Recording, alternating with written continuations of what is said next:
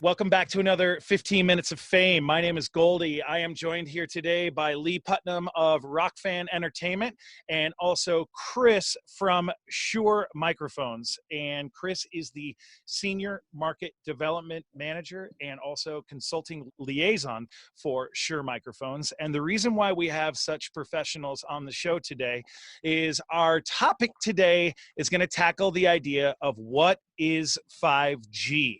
Okay, we're going to clear the air. We're not going to try and solve your conspiracy theories or your thoughts or ideas about what you think 5G is. We are merely going to state the facts. From there, if you're still concerned about what's going on this planet with radio waves, I implore you to study more and find out more about what it's all about. But right now, we have some of the top professionals in the house to speak about what 5G is. We're going to talk about the three things that 5G means to you today.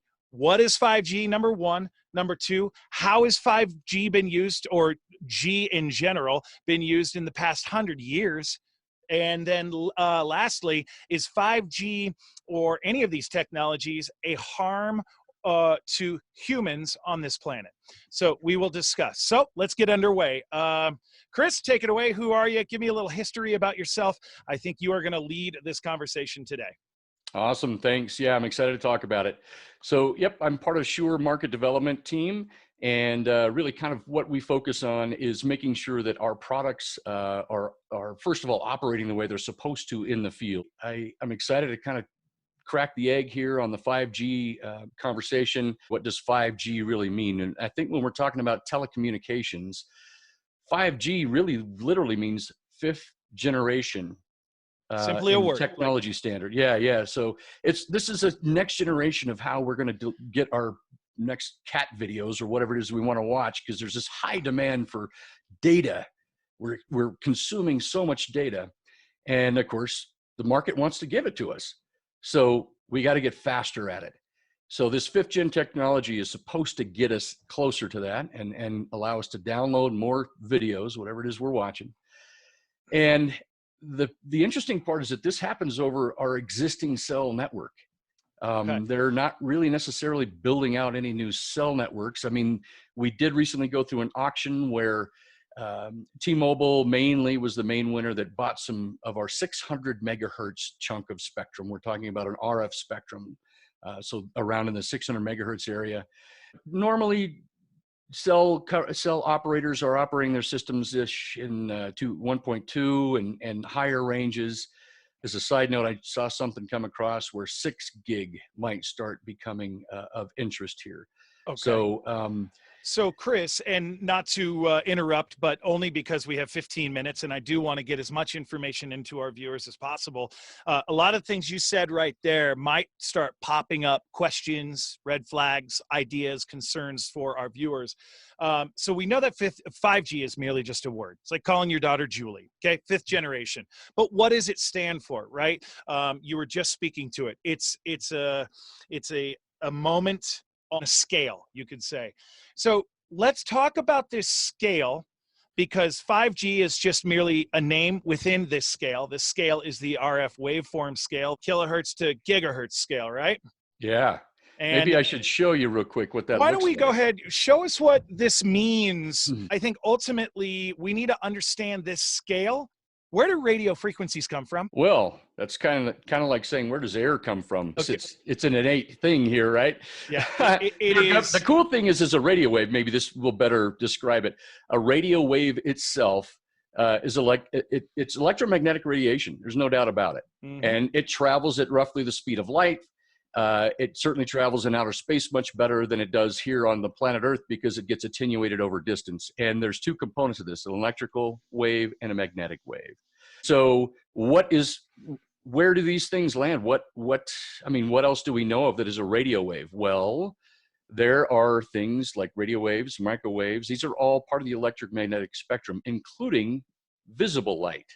So this chunk here is part of the electromagnetic wave form. It's up higher, and this is the visible part where we see colors. Mm-hmm. And then it goes on up, X-rays, gamma rays, et cetera, et cetera. Microwaves, the section that we're kind of talking about here for deploying some of these cell networks on 2.4 gigahertz range-ish, which is a relatively small chunk of spectrum. If I jump back up here, 300 kilohertz is a very long wavelength.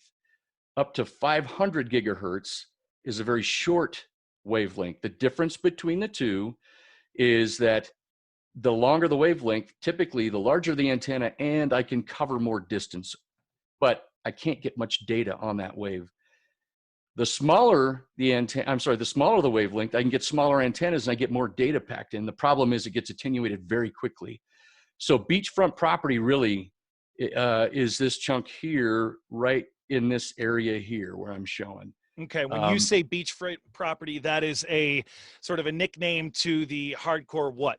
That historically has been where television channels operate, certainly wireless mics. Some of the new cell towers are operating here for mobile broadband stuff. This is 600 megahertz, 700 megahertz, 800 megahertz. This is where it starts to get pretty, the wave propagation is good. So we don't have to have as many cell towers in as many places. We can have fewer cell towers.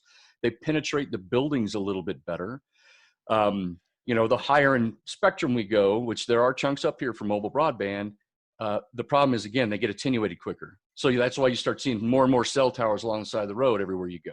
They have to have more distribution to get everywhere. Okay. So this is going to cloud information for some, and I want to try and clear that up. Somebody's mind might go, well, if we have more towers, this could mean more problems on the planet, right? Like we should plant more trees, not more cell phone towers, things like that. How have we used radio frequencies in the past 100 years? From the early radios that were being built, whether it was for wartime or just general public announcement, some of that actually even started, I think, in the late 1800s, early 1900s. Certainly the company I worked for, Mr. Schuer, started this business in the US, distributing radio parts in the early 1900s. Just to maybe bring a real world example to the idea, although technology a bit different, radio frequencies haven't changed on this planet at all. No, these things are governed by the laws of physics, and the last time I checked, we still haven't broke them. Okay. So, and that'll bring us to our third question here in a minute, but ultimately understanding that if radio frequency was a horse, human beings have just figured out how to put reins on it. Would that be a good analogy? Well, that's a very interesting analogy. You're exactly right, because to point this out, the actual waveform, the actual radio wave has always existed. The cool thing about what you just said is we have learned how to put things on that radio wave and use it as a carrier to get information from one point to another. So yeah, the old days, it was an analog signal of some kind, whether it was my voice or the television. We all might remember we went through the DTV transition where analog TV stations shut down and they went digital. And there's many, hopefully everyone's recognized the benefits of that. You get a much higher quality television signal capable from the same over-the-air chunk of spectrum. Okay. So with that being said, if anyone had a concern about radio frequencies, they would have to not only leave this planet, but maybe leave the universe and leave all physics behind. Well, the problem is you can't get away from them. Yeah, you can't get away from it. That's right. So we've been living in radio waves since the womb. Stars, galaxies create spurious RF stuff that excites scientists, and they try to analyze it and figure out more about it. So the question I bring to you, we know what fifth generation is. It's a spectrum on the RF. Some people are saying, oh, it's a very dangerous thing to do. Well, you've been walking and living in 5G your entire life. It's just another spectrum in that beachfront property that you've been speaking about. So moving forward, and Lee and I have had this discussion multiple times, when does it become dangerous, or is it? So we have cell phones, we have Motorola radios on event sites, right? With the people using the two-way radios. We have wireless microphones. You might know a thing or two about those things. And even FM radios in your own car using the same spectrum. So why hasn't your head exploded yet? Why hasn't Mars attacked? Why hasn't, all the things happened to you? It's because these devices that we're using, our cell phones, our Motorola radios, have a bit of technology in there, and they're called an antenna. What's that antenna all about, Chris? Perhaps an easy way to explain this is just using acoustics as an example. When I speak, my voice excites the air molecules and it transmits over air molecules to your receiver, your ear, Mm-hmm. and your ear responds to those air molecules. RF works much the same way, where there's a transmitting antenna. So I'll use your radio example in the car. Mm-hmm. There's a transmitting antenna somewhere, probably way off on a hill somewhere in your city, that transmits radio waves. And then your car antenna is the receiving antenna that responds to that. These are called transducers. It's the same thing with microphones, and an antenna is a transducer. So it literally captures those radio frequencies and converts them to an electrical signal that your radio then can decode basically and play for you. Mm-hmm. And I think it's really important to point out, your microwave at home, when you cook your food, that operates at 2.4-ish gigahertz. The Mm-hmm. reason that is, there's a tube and a magnetron and even a waveguide that forces that 2.4 radio signal into your food. What it actually does is it excites the moisture molecules in the food. So it's not actually cooking the food. The moisture molecules get excited and bounce off each other, and they generate heat, which is what warms your food. Would we use that for cell phones? I would hope not, because we might hurt ourselves. Yeah, that's right. In fact, the reason why you can see your food getting cooked in your microwave is because there's a metal mesh on a window that looks to the microwave as a solid piece of metal, but light can pass through it because light wavelength is much shorter. Mm-hmm. The 2.4 gig will not pass through, but light wave will, and that's why you can see your food in there getting cooked. The point of all of this is those microwaves are, I think, either 900 watts or 1100 watts. Okay. Mm-hmm. Cell phones, these things are typically somewhere in the 1 watt or 5 watts. Is it fair to say a microphone, wireless, a cell phone, an FM radio, a Motorola radio are all working on the same technology? They certainly work in the RF spectrum. Yes. Okay. They may have and yet different nobody's technology. head has exploded. No. Yeah. Okay. All right, Chris, listen, and this could go for days, because that's the beauty of this conversation.